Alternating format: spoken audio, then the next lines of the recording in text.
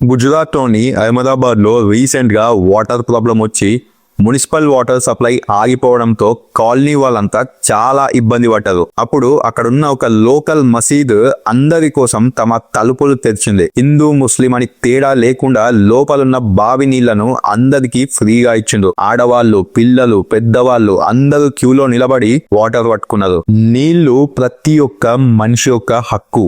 ఇక్కడ మేము మతం చూడమని మసీద్ వాళ్ళు చెప్పిండ్రు. ఇది కేవలం నీళ్ళివ్వడం కాదు, నిజమైన కమ్యూనల్ హార్మోనీకి ఒక బెస్ట్ ఎగ్జాంపుల్. కష్టం వచ్చినప్పుడు ఒక మసీదు కూడా అందరికి ఎంత అండగా నిలబడుతుందో వాళ్ళు చూపించదు. కానీ ఇక్కడే ఒక విషయం గమనించండి, ఏదైనా నెగిటివ్ న్యూస్ వస్తే చాలు మీడియా వాళ్ళు బ్రేకింగ్ న్యూస్ల మీద బ్రేకింగ్ న్యూస్లు వేసి ఒక కమ్యూనిటీని టార్గెట్ చేస్తారు. కానీ ఇలాంటి పాజిటివ్ న్యూస్లను మాత్రం ఏ ఒక్క ఛానల్ కూడా కవర్ చేయలేదు. మీడియా వాళ్ళు ఈ సెలెక్టివ్ కవరేజ్ అనేది ఆపాలి. నిజం ఏంటంటే మంచితనం అనేది ఏ ఒక్క కమ్యూనిటీకో సొంతం కాదు, అది మానవత్వానికి సంబంధించింది.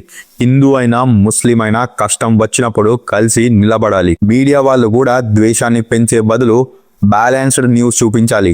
ఇలాంటి విషయాలతోనే నిజమైన భారతదేశం తయారవుతుంది. జై హింద్, జై భారత్.